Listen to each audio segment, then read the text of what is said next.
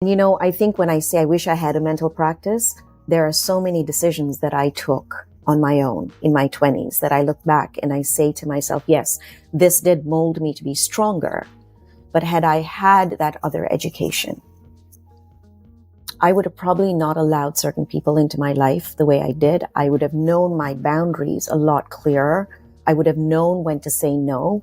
I was very fuzzy about my boundaries. This week on Great Conversations, I have the absolute pleasure of being joined by Vaishali Joshi.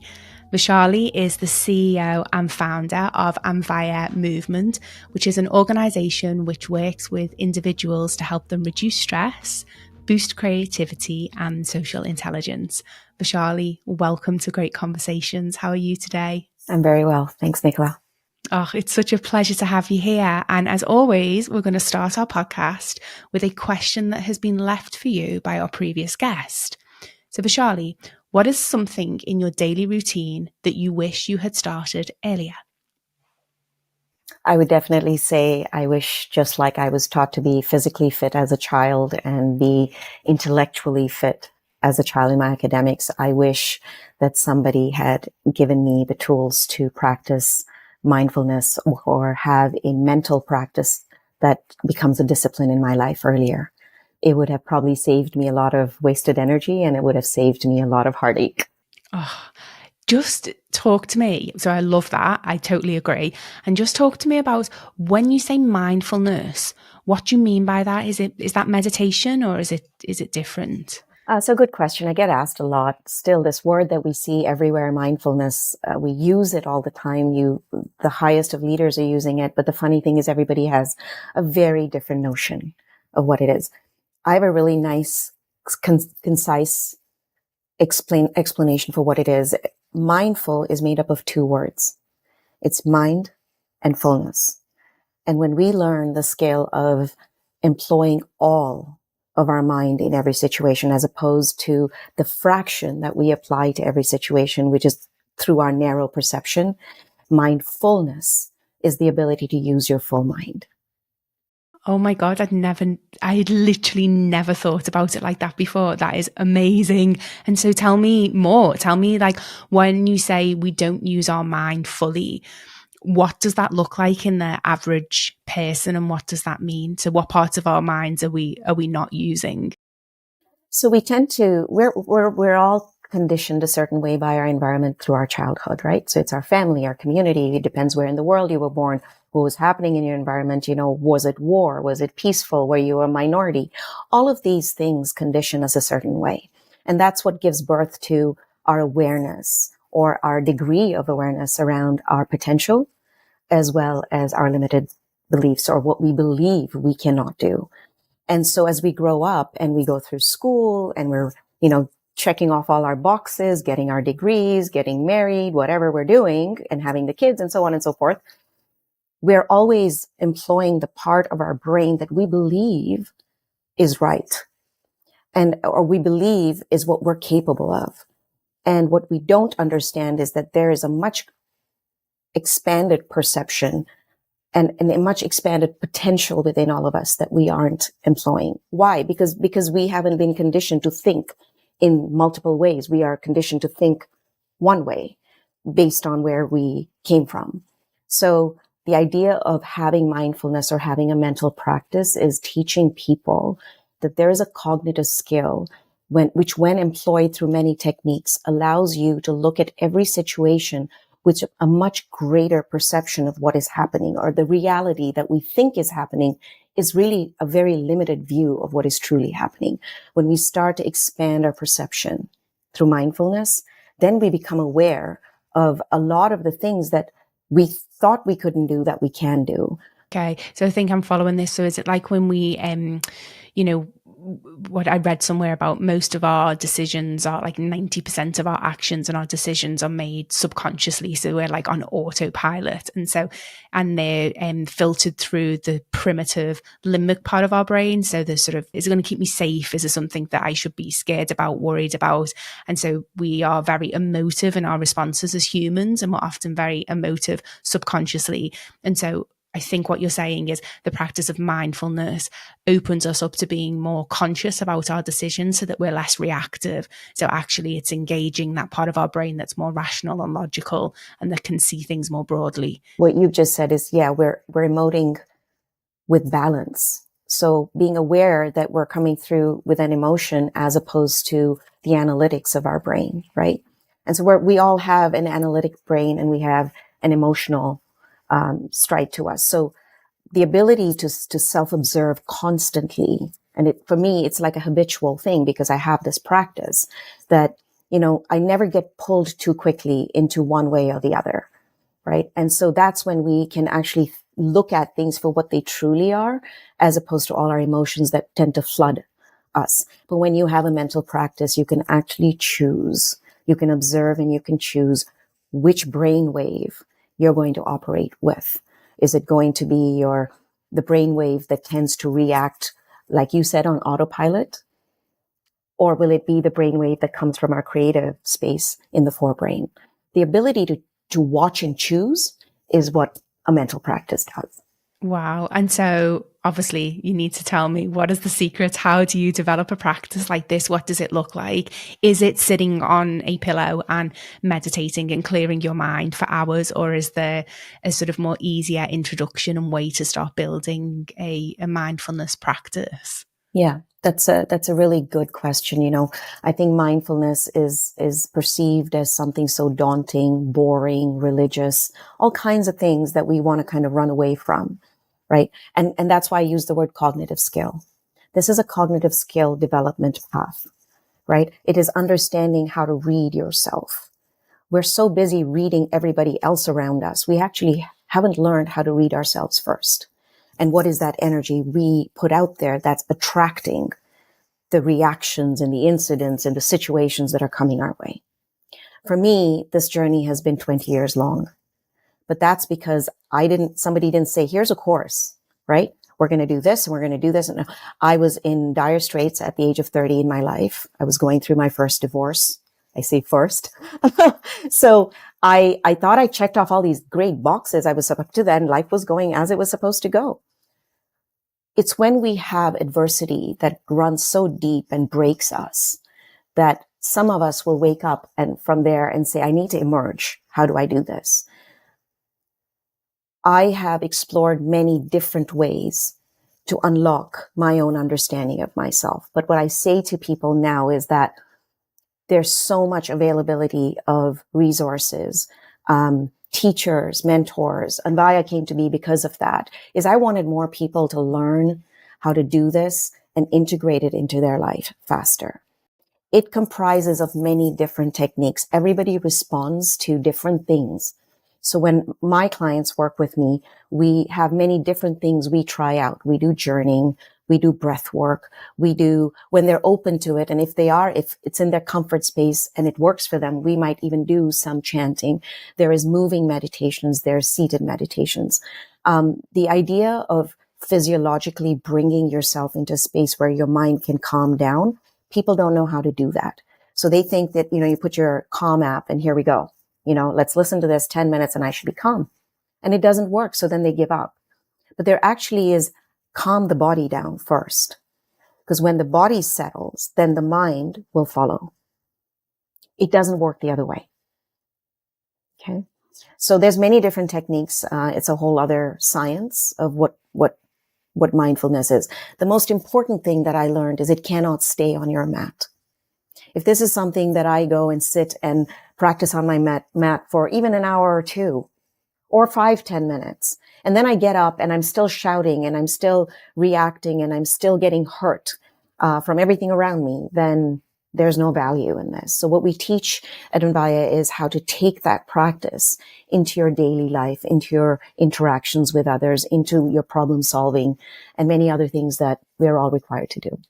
I really respect and love what you're saying, because I think it's an ethos, isn't it? It's how do you go into the world from a space of groundedness and calmness, and I like what you're saying about permission to explore what works for you, because what I'm hearing is ultimately it's about coming back to yourself. So, the practice of mindfulness starts with getting to understand and know yourself and being curious about yourself. So, whatever works for you in terms of calming your nervous system and getting you reconnected with your body, so that you can then ask the question about how am I feeling and what do I need, is a form of mindfulness that looks different to everybody. So I like that you're saying it's not about sitting on a mat and, calm, like clearing your mind of all your thoughts, because I think that is something that, is a blocker to people. People think I don't have time for that in a time poor world and society.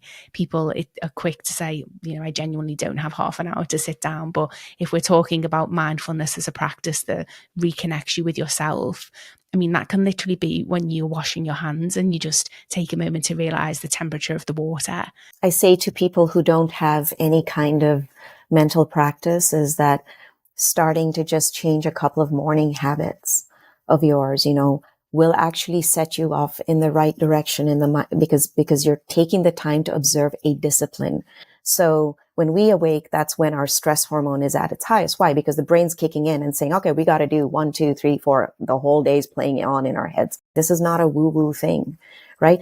The way that you set your bed, the way that you clear your space is allowing the brain to organize itself calmly, so that you don't walk into chaos and operate in chaos. So what I'm going to ask you, and I love that this is what you're advocating for, because I am childless, so I can start my mornings in the nicest, chilled, peaceful, quiet ways possible. But you're a mum. And so how do you do it? Like, I love what you're advocating. And there are absolutely going to be parents out there that are listening to this going, yeah, right. I have a 5-year, 6-year-old that comes barreling in screaming at 6 a.m. This is just never happening.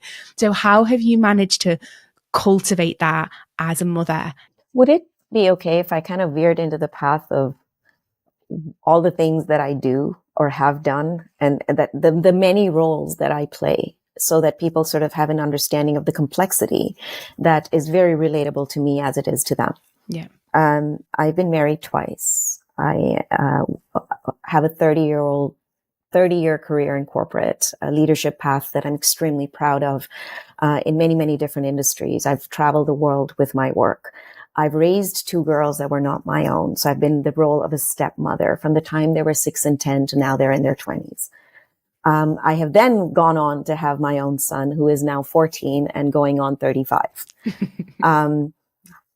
I think there's been a lot. I grew up in a third world country. I came to Canada when I was 17 as a student alone, talk about stress. And, with the instructions to make something of myself. And so as these years have gone by, it was at the age of 30 that somebody gave me some tools and said, this might actually help you as you go through your divorce. I will say to parents today that I completely relate to having your quiet space, and the minute they get up, you're tearing your hair out. But a mindfulness practice, as you use the word so rightly, is a grounding practice.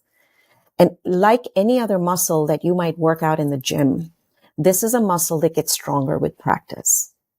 So if you're really keen on saying that no one is going to push me over the edge, let's just put it 90% of the time, because we all have our failings, all right? And I'm a very forgiving person about that. Over 20 years, I've learned to be like that. Having consistency in your practice will allow you to be so rooted and so strong, just like your biceps, triceps, whatever you work out elsewhere physically. This thing here is extremely trainable, right? And so what I find is when I've done my practice in the morning, and yes, I enjoy my quiet, when he gets up, my son gets up, and, he doesn't want to go for a shower today, or he's going to decide I'm not going to eat this morning. And I know that he's got a soccer game and I got to get him to eat something. I have been in those spaces and I understand. But if you're thinking that, oh, just because I did my bed and I took a cool shower, now I should be able to deal with this. No, this is a really good, hard conversation that you're going to start having with yourself every single day. And the more you get into that dialogue with yourself, the more you will hold yourself back in that conversation when others are reacting. It's the power of, it's the power of self-awareness, isn't it? It's the power, like, I like to call it leadership, because for me, like, how I define leadership is taking personal responsibility for how you show up in every situation, and, personal and professional. And so I feel like that's what you're talking to, whether it's mindfulness, self-awareness, it's the route into that emotional regulation and then that personal responsibility for your life and how you're showing up in the world and how you're responding to people and situations. And it's the most empowering space to be in. And so if you wouldn't mind, like, can you take me back? So you've referenced so much in terms of your story. And I think I would love to start with understanding, like, where did you grow up? And then just talk me through the evolution to how you've got to where you are today. I grew up in East Africa, in Kenya. I was born and raised there. So I have always been a minority, no matter where there, coming to Canada, I'm a minority. I've actually never lived in my native country of India. I have visited. I have loved it. I love it. I feel very much at home. But what I've found is that I had two very wonderful parents, but they were extremely hardworking and they had a lot of weight on their shoulders. And so there was very little time and very little energy left to make sure that I was all right. As long as I was eating and performing in school and going to all my extracurricular activities, all was good. Right. And so, highly disciplined environment. There was no talking about feelings and stuff going on. And when really bad, big things happened, you hid things. Okay. We hide things. We don't talk about them. It's not to be discussed. And so I grew up a child believing that I had to learn to survive, that it was up to me, that there was no one else was going to show me how to get over my failures. If I fell and got hurt, no one was going to walk me through that. And so I learned very quickly that you have to survive. And coming to this country at 17, looking the way I was, talking the way I was different from all kids the age of 17, 18. I didn't fit in. The culture shock was enough to have taken me out at that point. But inside me, no one actually saw the anxiety that I was living with. I only faced my own anxiety in my 30s. Believe it or not, it wasn't even at the time of my divorce. And I think when I say I wish I had a mental practice, there are so many decisions that I took on my own in my 20s that I look back and I say to myself, yes, this did mold me to be stronger.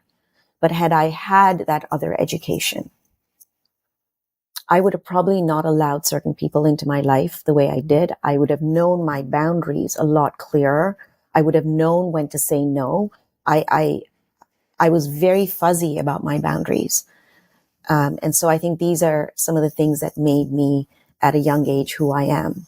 And what you're speaking to is so common as well, isn't it? Because as you say, the high performing, the anxiety and the stress that drove you, it achieved results. And so we often don't face up to these behaviors or these beliefs.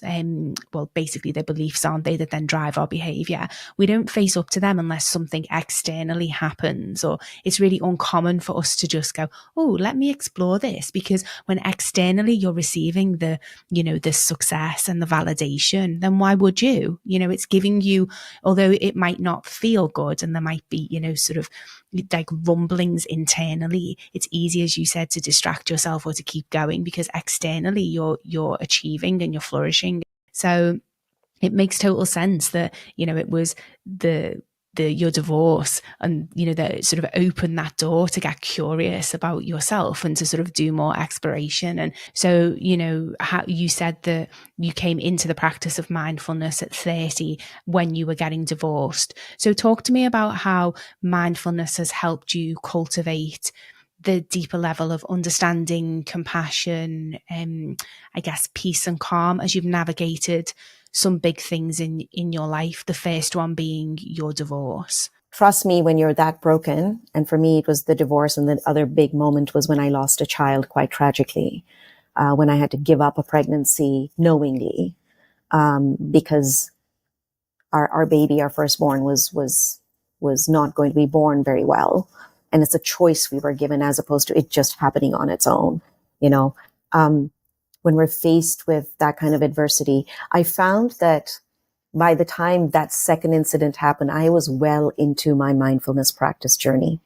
And what was happening for me is that I found my language patterns changing. So I asked more questions than I made statements. I stayed more quiet in conversations. Active listening became a very, very habitual thing for me. In fact, I would ask more questions and more questions. I would stand back and hold back from making statements, because statements were what was predicating the course of any interaction I was having. How did you connect to that inner sense of calm? Like, how did everything that you had been learning through your practice of mindfulness help you navigate that time? I think what I'm going to do is tell you that the first incident, I was new to my practice. It was given to me to deal with it, and the outcomes were like this. I was no longer sitting in the bathtub at night crying, like helplessly. I went in with a victim mindset. Look what's happening to me. I put in everything into that relationship. I did this. I fought this. I tried to appease my parents. I did whatever I did. When I got cheated on, I continued. I forgave. I did so all this victim minds of the things that I did to make things work. And why is this happening to me? Right. And what I found is when I started practicing, I was breathing easier. I was sleeping better. I started sleeping better. I stopped crying. That was probably the biggest thing. I was sobbing a lot. And as the less energy I put out in crying, then I was actually I was actually conserving my energy to redirect into objectively finishing the divorce. And how was I able to do that? Is because I zoomed out of that divorce. Right? I'm like, there's the movie. It's happening. I'm standing here, and here are the right things to do in this order. Until then, I was completely emotionally vested in it. I was tied up in it. There was no coming out of it. And I was screaming, shouting, blaming, crying, doing all the things we do. Yeah. That was first. Now think about that was 2001. 2009 is when the second incident. So there's 8-year gap there. I think you and I have talked about this. I gave my son up with gratitude. And that, I think, is my evolution. I felt a lesser sense of loss. I accepted the circumstances. I was grateful. I still feel grateful that that soul chose me to carry him for 8 months, right? Somewhere in Kundalini Yoga, they say that the soul that comes to you as your child actually chooses where it wants to be. And this soul that was already in some cycle of pain chose me. And so I stood there and go, what, I could have gone, I never went into the space of why me. That didn't even cross my mind. I carried with reverence. I cleansed my space every day. I read my scriptures. I had a mindfulness practice every morning that he would respond to. If I rang a bell in the morning through my prayers, he would move. He would respond. So there was this connection happening, as with every mother that I hope practices mindfulness when you're pregnant, is because that connection becomes so evident to you. And there I was ready to birth him. Everything was ready. And then comes this, sorry, but it's not going to go that way. And here's your choice. Do you want to press the button or not? And it's interesting how my faculties the second time acted in a completely different way. The balanced view of what you control, what you don't control. Accept it. So that's, for me, when I look at those two situations 8 years apart, it shows that my mindfulness practice, my discipline of learning how to work with this was actually in play. Yeah. And I'm assuming that, I mean, first of all, thank you. Thank you so much for sharing, and what an unbelievably traumatic and difficult, decision for you and your husband to have had to make at that point in your life. And I'm assuming that, or what I'm hearing is that it expanded your capacity to handle and to deal with all emotions, because in the midst of the gratitude, I'm sure there was anger and pain, and there was the resentment, and I'm sure there was just this sort of mix of everything. But what I'm hearing is that you were better able to face that, and that it didn't pull you under like it did when you went through your divorce. I'll step back and say, you're absolutely right. Please don't. It's a good thing you pointed out the anger. What's interesting is that as it was happening, because it transpired from the time we got the news to the time we had to act on it, about 3 weeks elapsed. Okay. 3 weeks, they kept me in a hospital with all kinds of specialists trying to guess, should she give it up or should she not? Can we handle it or can't we? What's interesting to me is every day leading up to that decision and executing on it, I was completely present. There was no anger. I would get dressed in the morning, go to the hospital, finish up, did the test, whatever, didn't get any answers, came back, staying present. There was no crying, screaming, whatever. But the crying, screaming, anger came after the deed was done. Did I expect it? No. But somewhere where we had to act, the mind was able to say, you have a really important thing to do right now. Focus on that. And so I was able to ward off the other things that create noise at a time like this. And then did the noise take me over afterwards? Absolutely. You know why? Because even though I ended the pregnancy, I had to have a natural birth. You have a natural birth the next day, your body starts doing all the things that a mother's body would do. You start producing milk. You have nowhere to put this milk. All these bodily changes started happening, and that's what then took me into a different journey. The journey of saying, you know what, you've handled the needed. Now you're going to have to take care of yourself. So you're not going to go back to work. You're not going to go back to your family and these known relationships and all the things that, no, you're going to have to detach completely. So zoom out completely. And so, I took off for the first time in my life. I unplugged for about 4 whole months, and I traveled on foot many parts of India, and I explored. And that's where I found my answers of calming down, because the minute I saw the number of destitute children roaming the streets there, it's so interesting. Your pain shrinks. Everything's relative. And I began to understand that my pain was small compared to what mankind in other parts, in other situations are facing. So I learned to sort of level up, and that allowed me to balance and come back. And how interesting that, as part of the grief, and you're sort of navigating through that you went back to your ancestral roots. You went back to India in order to help you find the answers and, the energy and the spirit and the healing that you needed. Was that conscious, or did you just sort of find yourself there? I took one baby step, but I tell everybody, take one baby step. Watch how you spin differently after that. So for me, my baby step was the meditation practice that I had been taught at the age of 30, that I had been practicing and growing. I had much more to it by then. It was through the Art of Living Foundation. And my first only answer for survival was to say, I want to go to Bangalore, and I want to go and stay at the ashram and be unaffected by people around me. I'm just going to go. I don't even know what's going to happen there. And so I took that baby step. When we are so invested in our trauma, the anger, the hopelessness, which is all the things that hit me like a rock after it was all finished. If you don't know what to do with yourself, apply yourself in an uncomfortable situation elsewhere. And that's what I did. And when I did that, someone else took over my hours and said, do this, do this, do this. You have to do this at 4 a.m. and this. I stopped thinking for myself and I just went into the just do something uncomfortable, do something different and apply yourself. And you start to apply it because you got to survive in that space. And what's interesting is the more I did that,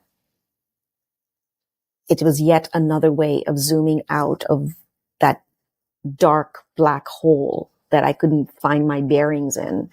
I zoomed out and I began to watch myself and what I had become after I had finished what I had to do. I finished a week there, Nicola, and I literally walked all of India feeling like someone was holding my hand. My hand was always down. I had my handbag, my backpack, and my hand was always down by my side. And even when I was walking like this, there was this brush happening on my palms. People think this is weird. It's not. But I knew that my son was holding my hand now as I had held his to see him through into a better space. There was this greater sense of awareness of what is happening around me. This was wide open. Trauma is beautiful. Trauma is beautiful. That is when we have the greatest propensity to awaken. We just need to take the steps, as I call the baby steps, to explore it. And not with the mindset I didn't go in with an outcome. You see, don't go into things with, I will get this. I will become like this. I will be stronger. I will get back to my job. I wasn't thinking any of that. I was like, okay, this is how you let go of a child. Interesting. Just no attachment to or expectation. Yeah.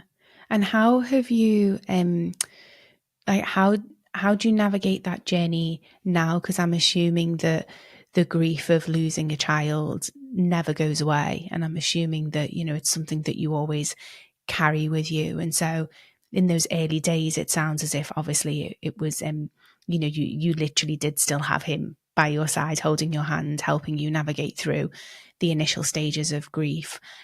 How do you manage that on a day-to-day basis?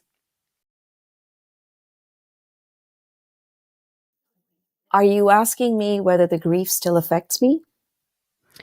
I mean, I'm assuming that it does. I'm assuming that grief is something and the loss is something that never goes. So what I'm curious about is the different stages of that. So as, you've talked about the initial stage and going to India, like what did that look like? What did the process of grieving your son look like? And where are you today with that? There's been a lot written about the stages of grief or the stages of how to get over grief. There's the anger phase and I don't know how many you probably remember. I don't remember them all.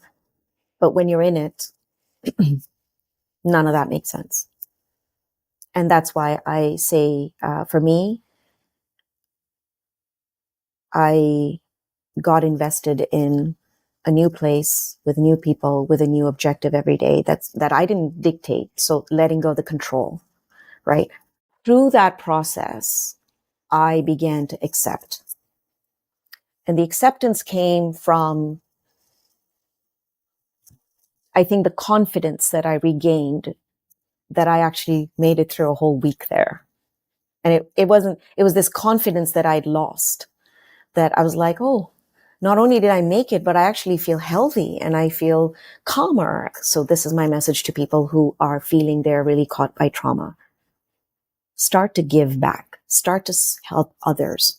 When you take the focus off yourself and put it into something else, another person in need or a place or whatever, take the eyes off yourself. Because right now, you looking at yourself is pretty confused. It's not predictable. You can't make sense of it. So stop doing that right now. Start investing yourself in a different way that gives you a sense of value and confidence. I'm also hearing that what you did there is you let other people help you. in that moment as well. And there's something really beautiful about that. Even just going in and having somebody tell you what you're going to eat and tell you what you're going to do with your day, it's such a huge form of help. Even though you're doing the doing, you have somebody helping you navigate your day and give you that structure where maybe you might otherwise feel helpless and lost. So it's both, in that initial stage. It's being open to help. Yeah. And it helped that the people that were helping me were strangers. I had no prior relationship with them, and they were here for the journey for just that week with me. And they were going to get to know me, Brian, you see, because there's a lot of guilt that goes with what I did. I was carrying a lot of guilt. I didn't realize that. So when you're in that kind of space, no one's judging you. They don't know anything about you. They knew what had happened to me, but they don't know me. So when you came back from India, so like just talk to me about how you even re-engaged with your husband and life back in Canada, because that must have been quite disconcerting, going from India and the environment and your day-to-day reality there to then coming back to, I guess, real life, if I want to say it in that, I'm sort of putting quotation marks, but it was. And so what did that look like? How did you navigate that? I wasn't going to come back, Nicola. I spent 4 months, and the kind of intrinsic value I was seeing from staying there and doing service. I know it's not practical. We all need to earn a living and whatever. I began to actually spin in this direction that I'd never spun in before, in bigger ways, where I thought, I'm going to live here and I'm going to find a job or some way of earning money that is going to lend help to others, because that's all I did for 4 months. Right.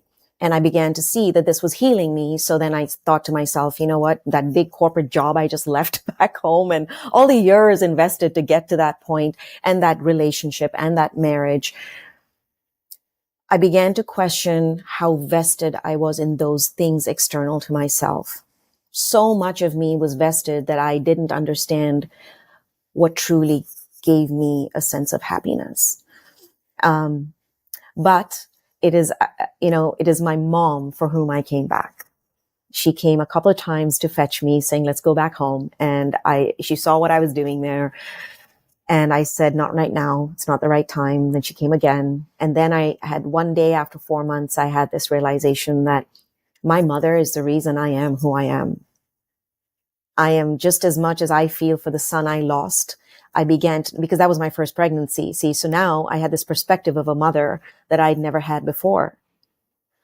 And that's when I began to think about her more, saying, she's in Canada. She uprooted her life in Kenya in her 40s to stand on a factory floor so that I can continue and become a Canadian citizen. And she's gone through all that. How can I leave her? And so it was really for my mom. I always say this is for my mom that I came back. And I don't think she actually knows that as well as I'm saying here. But not having even just been here for 3 weeks back home and finding out that I was already expecting. Wow. Congratulations. A boy. And that there was the whole unexpected part, because the chances of that happening, Nicola, were really, really slim. And I can imagine that threw up a whole world of emotions as well. Like, talk about another curveball, finding out that you're pregnant, several months after you've just lost your first son. I can imagine that was a whole heap of something to deal with and navigate. And I'm assuming that, again, this was where the mindful skill of being able to get perspective and distance and not get sort of pulled in one direction helped you navigate through that situation. Yeah, it was very reinforcing of what I firmly believe now, is that every action, every karmic action you put out with good, clear intent will have feedback and a response, whatever you put out there. And so that's me today. I tell everyone, the clients that sign up to do the Aura experience, you're going to get 3 things out of this. You're going to get self-leadership, the idea of living with self-leadership. And what does that even mean? It's not an easy thing, but we're going to do that. After that, you'll find that you're far more open, and not just open, but empowered to change not just yourself, but to execute change around you, taking action. And then third thing that comes out of taking action and changing things that naturally starts is you change your impact footprint. You impact everything around you in a different way. So you're learning through this how to spin differently. And so what is next? What path are you spinning now? I want Anvaya's mission to reach as many people in their 30s, 40s, maybe 50s, and their children as much as possible. This notion of self-leadership, this notion of change maker, this notion of impact, this vision that I have for starting an organization to create movement in the world in a different way. So to put back what I have learned, to teach others so that they don't go through the kind of picture I'm painting for you. Tell us, where can we find out more about Anvaya?